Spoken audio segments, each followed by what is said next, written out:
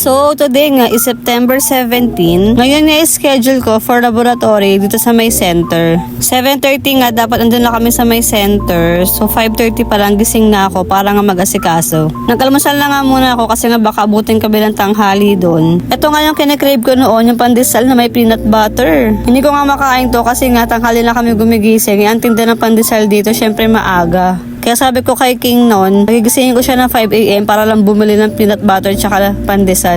Sumakto, yung friend ng ate Denden ko, isagitin na lang peanut butter. Tapos yun, talagang bumili ako. Tapos sakto nga rin check up ko na maaga. Kaya yun, nakabili kami ng pandesal. Buti nga ngayong araw is walang pasok ang kapatid ko. Kaya nung gabi pala pinasundo ko na siya para nga siya muna magbantay kay CL. Paalis na nga rin kami neto. Ang laki na agad ng baby bump ko.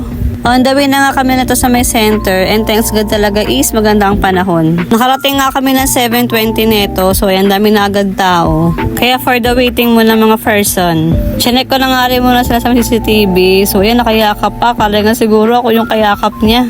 Tanghali pa kasi ang gising niyan, so mga 10, minsan 11, tapos minsan 12, ganun, kahaba ang kanyang tulog. So fast forward na nga, ayan na nga, nakuha na lang ako ng dugo dyan tsaka ihi. Tapos sabalikan naman yung result after 1 week. Dumaan na nga rin kami dito sa may palengke para nga bumili ng ulamin namin tsaka ng prutas. Pagkadami-dami ng isda.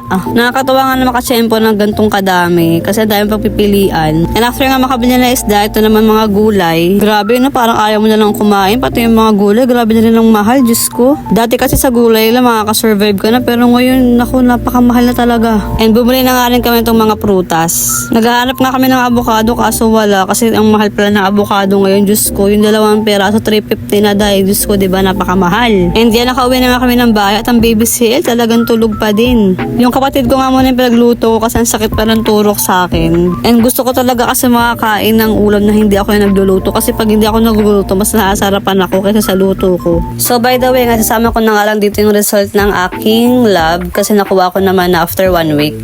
Ang result nga na ihi ko ay yun is negative, thank you Lord. Tsaka dun sa HEPA is negative din ako. So wala tayong problema, so thank you Lord. So yun nga lang, hanggang dito na nga lang. So thank you for watching, bye!